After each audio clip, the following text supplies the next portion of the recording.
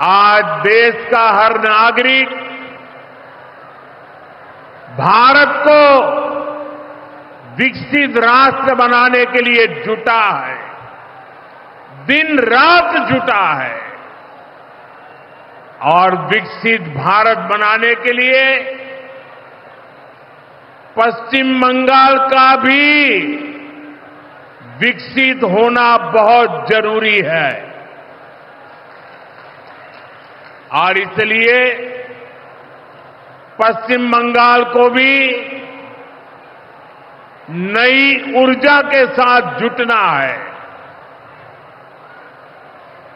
बंगाल को फिर उसी भूमिका में आना होगा जो कभी यहां की पहचान थी। इसके लिए जरूरी है कि पश्चिम बंगाल फिर से नॉलेज का, ज्ञान विज्ञान का केंद्र बने। बंगाल मेक इन इंडिया का एक बहुत बड़ा सेंटर बने। बंगाल देश में पोर्ट लेड डेवलपमेंट को गति दे।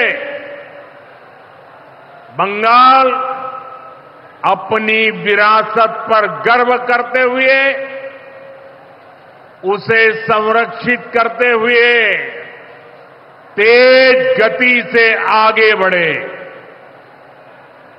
साथियों, केंद्र की भाजपा सरकार इसी संकल्प के साथ काम कर रही है। भाजपा पूर्वोदय की नीति पर चल रही है। बीते दशक में बीजेपी सरकार ने यहां के विकास के लिए हजारों करोड़ों का निवेश किया है। अब से कुछ देर पहले यहां सिटी गैस डिस्ट्रीब्यूशन नेटवर्क का शुभारंभ भी हुआ है। केंद्र सरकार के प्रयासों से ही कल्याणी एम्स बना है। न्यू अलीपुरद्वार और न्यू जलपाईगुड़ी जैसे रेलवे स्टेशनों का पुनर्विकास किया जा रहा है। बंगाल की व्यापारिक गतिविधियों को उत्तर भारत से जोड़ने के लिए डेडिकेटेड फ्रेट कॉरिडोर बन रहा है। कोलकाता मेट्रो का अभूतपूर्व विस्तार किया गया है। ऐसे अनेक प्रोजेक्ट हैं जो भारत सरकार यहां पूरे करवाने का प्रयास कर रही है। भाजपा सरकार ईमानदारी से सबका साथ सबका विकास के मंत्र को लेकर बंगाल की प्रगति के लिए समर्पित है, क्योंकि बांग्लार उदय तबई विकसित भारतेर जय। साथियों, ये समय पश्चिम बंगाल के लिए बहुत अहम है। ऐसे में पश्चिम बंगाल के हर नौजवान पर, आप सब पर बहुत बड़ा दायित्व है। आप सबने मिलकर के बंगाल का भविष्य तय करना है। आज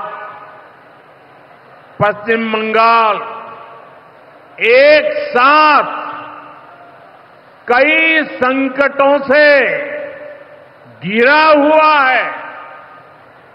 एक संकट समाज में फैली हिंसा और अराजकता का है।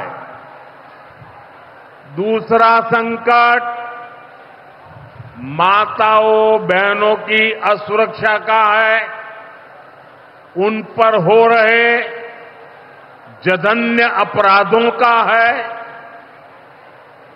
तीसरा संकट नौजवानों में फैल रही घोर निराशा का है, बेतहासा बेरोजगारी का है। चौथा संकट घनघोर करप्शन का है। यहां की सिस्टम पर लगातार कम होते जनविश्वास का है। और पांचवा संकट गरीबों का हक छीनने वाली सत्ताधारी पार्टी की स्वार्थी राजनीति का है। साथियों, यहां मुर्शिदाबाद में जो कुछ हुआ, मालदा में जो कुछ हुआ, वो यहां की सरकार की निर्ममता का उदाहरण है। दंगों में गरीब माताओं बहनों की जीवन भर की पूंजी राख कर दी गई। तुष्टीकरण के नाम पर गुंडागिर्दी को खुली छूट दे दी गई। जब सरकार चलाने वाले एक पार्टी के लोग, विधायक, कॉरपोरेटर ही लोगों के घरों को चिन्हित करके जलाते हैं और पुलिस तमाशा देखती है, तो उस भयावह स्थिति की कल्पना की जा सकती है। मैं बंगाल की भद्र जनता से पूछता हूं, क्या सरकारें ऐसे चलती हैं? यही भावे छोड़कर चलेगी? साथियों, बंगाल की जनता पर हो रहे इन अत्याचारों से यहां की निर्मम सरकार को कोई फर्क नहीं पड़ता। यहां बात बात पर कोर्ट को दखल देना पड़ता है। बिना कोर्ट के बीच में आए कोई भी मामला सुलझता ही नहीं है। बंगाल की जनता को अब टीएमसी सरकार के सिस्टम पर भरोसा नहीं है। यहां की जनता के पास अब सिर्फ कोर्ट का आसरा ही है। इसलिए पूरा बंगाल कह रहा है, बंगाल में मची चीख पुकार, नहीं चाहिए निर्मम सरकार। बांग्लार चित्कार लागबे ना, निर्मम सरकार। साथियों, भ्रष्टाचार का सबसे बुरा असर नौजवानों पर पड़ता है, गरीब और मिडिल क्लास परिवारों पर होता। भ्रष्टाचार कैसे चारों तरफ बर्बादी लाता है, ये हमने टीचर भर्ती घोटाले में देखा है।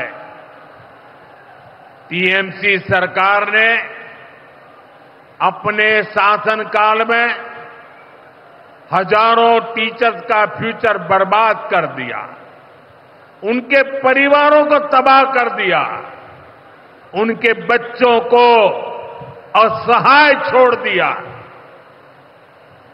टीएमसी के घोटालेबाजों ने सैकड़ों गरीब परिवार के बेटे बेटियों को अंधकार में धकेल दिया है। ये सिर्फ कुछ हजार टीचर्स के भविष्य के साथ खिलवाड़ नहीं है, बल्कि पश्चिम बंगाल के पूरे एजुकेशन सिस्टम को बर्बाद किया जा रहा है। टीचर्स के अभाव में लाखों बच्चों का भविष्य दांव पर है। इतना बड़ा पाप टीएमसी के नेताओं ने किया है। हद तो ये है कि ये लोग आज भी अपनी गलती मानने को तैयार नहीं है। उल्टा देश की अदालत को, न्यायपालिका को, कोर्ट को दोषी ठहराते हैं। साथियों, टीएमसी ने चाय बागान में काम करने वाले साथियों को भी नहीं छोड़ा है। यहां सरकार की कुनीतियों के कारण टी गार्डन लगातार बंद होते जा रहे हैं। मजदूरों के हाथ से काम निकलता चला जा रहा है। यहां पीएफ को लेकर जो कुछ भी हुआ वो बहुत शर्मनाक है। ये गरीब मेहनतकश लोगों की कमाई, उस पर डाका डाला जा रहा है। टीएमसी सरकार इसके दोषी लोगों को बचाने की कोशिश कर रही है। और मैं बंगाल के मेरे भाई बहन आपको विश्वास दिलाने आया हूं, भाजपा ये नहीं होने देगी।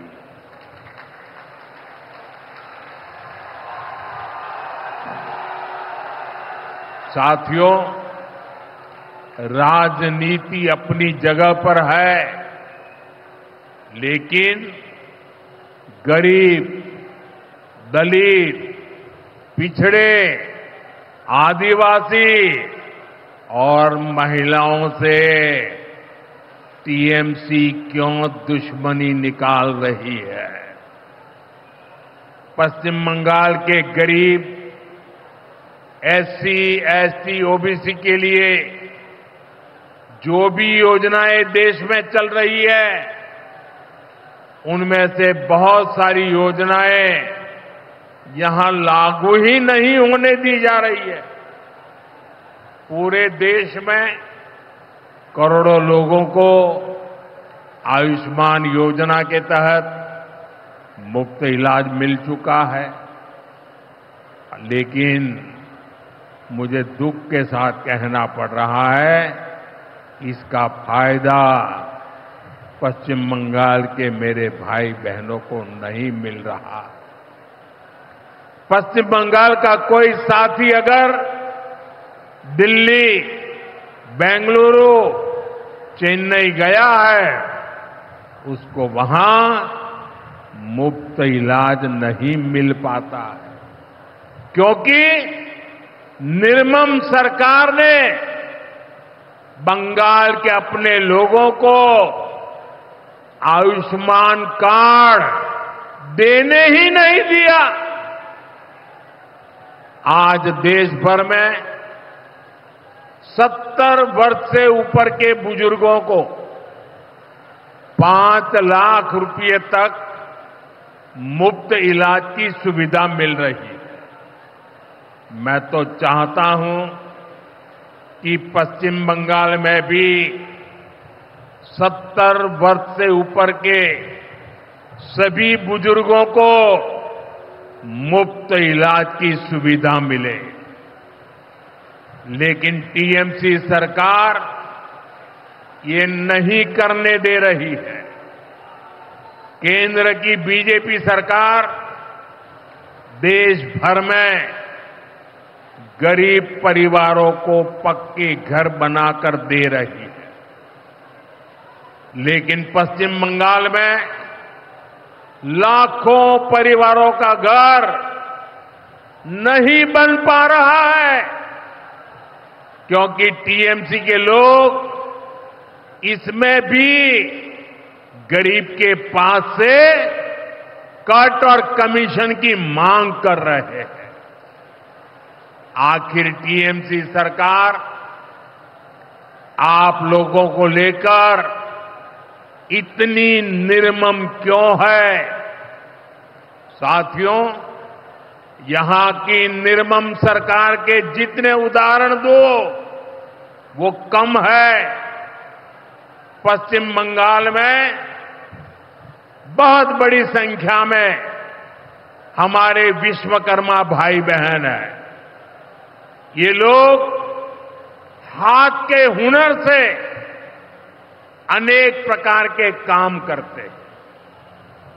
इनके लिए पहली बार भाजपा सरकार विश्वकर्मा योजना लाई है। इसके तहत देश के लाखों लोगों को ट्रेनिंग मिली है, पैसा मिला है, नए टूल मिले हैं, आसान ऋण मिला है। लेकिन पश्चिम बंगाल में 8 लाख एप्लीकेशन अभी भी लटकी पड़ी है। निर्मम सरकार उस पर बैठ गई है, क्योंकि टीएमसी सरकार इस योजना को भी लागू नहीं कर रही है।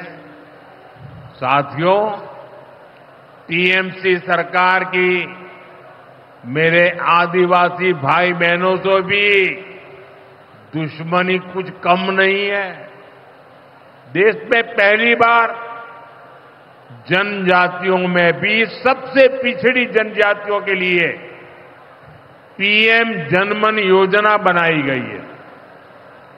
पश्चिम बंगाल में बहुत बड़ा आदिवासी समाज है। टीएमसी सरकार गरीब आदिवासियों का विकास भी नहीं होने दे रही है। उसने पीएम जनमन योजना को यहां लागू नहीं किया। टीएमसी हमारे आदिवासी समाज को भी वंचित ही रखना चाहती है। साथियों, टीएमसी को आदिवासी समाज के सम्मान की परवाह नहीं है। 2022 में जब एनडीए ने एक आदिवासी महिला को राष्ट्रपति उम्मीदवार बनाया तो सबसे पहले विरोध करने वाली पार्टी टीएमसी थी। बंगाल के आदिवासी इलाकों की उपेक्षा भी यही दिखाती है कि इन्हीं आदिवासी समाज से टीएमसी वालों को कोई लगाव नहीं है, कोई लेना देना नहीं। साथियों, कुछ दिन पहले दिल्ली में नीति आयोग की गवर्निंग काउंसिल की बहुत महत्वपूर्ण बैठक हुई। ये एक अहम मंच होता है जहां देश भर के मुख्यमंत्री मिलकर विकास पर चर्चा करते हैं।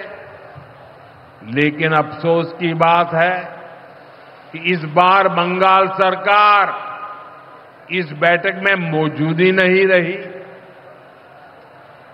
दूसरे गैर भाजपा शासित राज्य आए, सभी दल के नेता आए, हमने साथ बैठकर चर्चा की, लेकिन टीएमसी को तो सिर्फ और सिर्फ 24 घंटा पॉलिटिक्स करना है और कुछ करना ही नहीं है।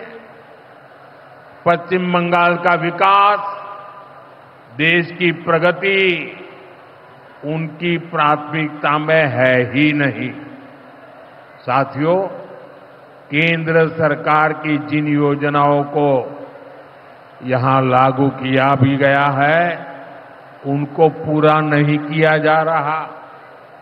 पीएम ग्राम सड़क योजना के तहत पश्चिम बंगाल के गांवों के लिए 4000 किलोमीटर की सड़कें स्वीकृत की गई। इनको पिछले साल तक पूरा हो जाना था। 4000 किलोमीटर तो छोड़िए, यहां 400 किलोमीटर सड़कें भी नहीं बन पाई है। साथियों, इंफ्रास्ट्रक्चर के काम से सुविधाएं भी बनती है और रोजगार भी बनते हैं, लेकिन हालत ये है कि पश्चिम बंगाल में 16 बड़े इंफ्रास्ट्रक्चर प्रोजेक्ट यहां की सरकार अटकाए हुए है। ये 90,000 करोड़ रुपए से अधिक के प्रोजेक्ट हैं। कहीं रेल लाइन आनी थी, रुकी पड़ी है। कहीं मेट्रो बननी थी, रुकी पड़ी है। कहीं हाईवे बनना था, बंद पड़ा है। कहीं अस्पताल बनना था, कोई पूछने वाला नहीं। ऐसे प्रोजेक्ट्स को ये टीएमसी ने लटका करके रखा है।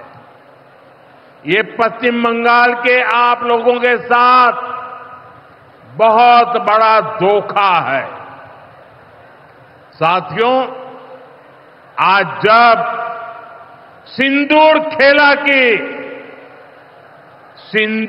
खेला की इस धरती पर आया हूं, तो आतंकवाद को लेकर भारत के नए संकल्प की चर्चा स्वाभाविक है।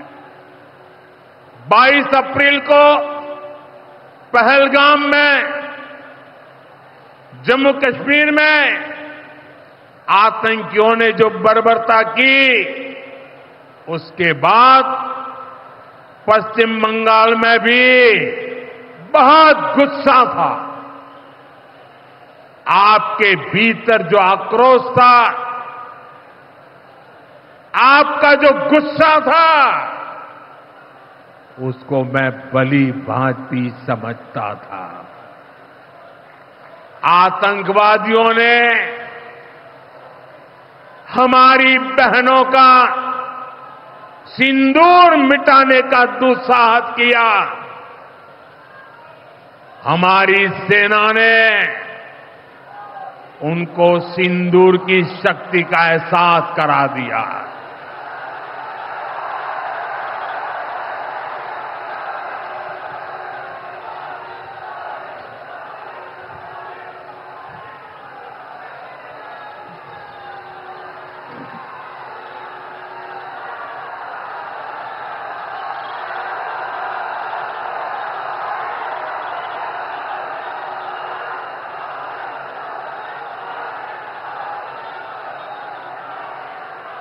हमने आतंक के उन ठिकानों को तबाह किया जिनकी पाकिस्तान ने कल्पना तक नहीं की थी। साथियों, आतंक को पालने वाले पाकिस्तान के पास दुनिया को देने के लिए कुछ भी पॉजिटिव नहीं है। जब से वो अस्तित्व में आए हैं, तब से ही उसने सिर्फ आतंक को पाला है। 1947 में बंटवारे के बाद से ही उसने भारत पर आतंक के हमला किया।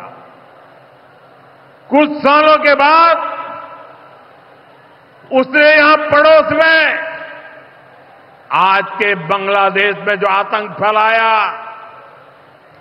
पाकिस्तान की सेनाओं ने जिस प्रकार बांग्लादेश में रेप किए, मर्डर किए, वो कोई भूल नहीं सकता।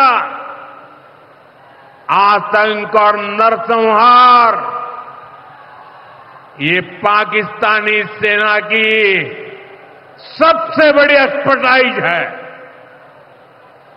जब सीधा युद्ध लड़ा जाता है तो उसकी हार तय होती है, उसका पराजय निश्चित होता है, उसको मुंह की खानी पड़ती है। यही कारण है कि पाकिस्तान की सेना आतंकियों का सहारा लेती है। लेकिन पहलगाम हमले के बाद अब भारत ने दुनिया को बता दिया है, भारत अब आतंकी हमला हुआ, भारत पर आतंकी हमला हुआ तो दुश्मन को उसकी बड़ी कीमत चुकानी पड़ेगी।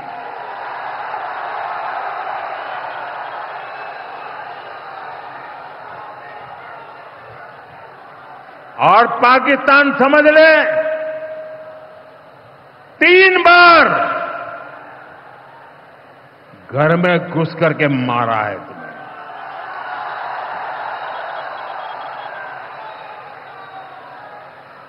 हम शक्ति को पूजने वाले लोग, हम महिषासुर मर्दिनी को पूजते हैं। बंगाल टाइगर की इस धरती से 140 करोड़ भारतीयों का ऐलान है।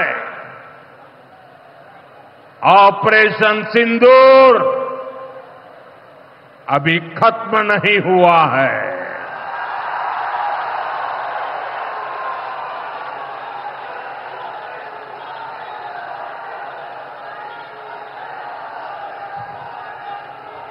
साथियों, पश्चिम बंगाल को अब हिंसा की, तुष्टीकरण की, दंगों की, महिला अत्याचार की, घोटालों की राजनीति से मुक्ति चाहिए। अब पश्चिम बंगाल के सामने भाजपा का विकास मॉडल है। आज भाजपा देश के कई राज्यों में सरकारें चला रही है। देश के लोग बार बार भाजपा को अवसर दे रहे हैं। पड़ोस में असम हो, त्रिपुरा हो या फिर ओडिशा, यहां भाजपा सरकारें तेजी से विकास कार्यों में जुटी है। मैं बंगाल के सभी भाजपा कार्यकर्ता साथियों से कहूंगा, हमें कमर कसकर तैयार रहना है। हमारे सामने एक बड़ी चुनौती है कि लोकतंत्र पर पश्चिम बंगाल की जनता के विश्वास को फिर से कैसे बहाल करें। हमें पश्चिम बंगाल के हर परिवार को सुरक्षा की, सुशासन की और समृद्धि की गारंटी देनी है। इसके लिए आने वाले दिनों में अपने प्रयासों को हमें और तेज करना होगा। साथियों, विकसित भारत बनाने के लिए पश्चिम बंगाल का तेज विकास बहुत जरूरी है। हमें पश्चिम बंगाल को उसका पुराना गौरव लौटाना है। ये हम सभी मिलकर करेंगे और करके रहेंगे।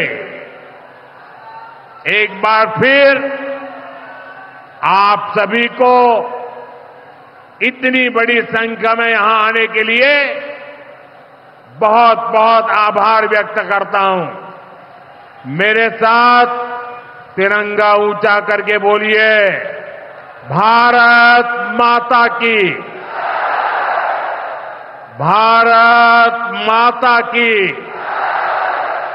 भारत माता की, भारत माता की।